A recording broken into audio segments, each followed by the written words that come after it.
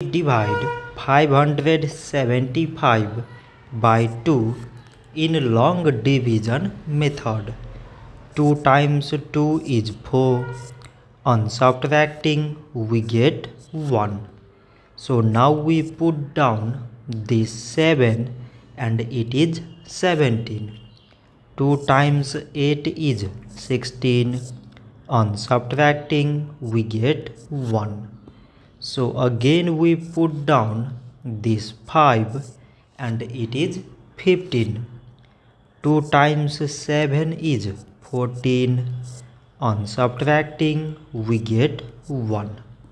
So now this 1 is less than 2 and there is no other number to put it down.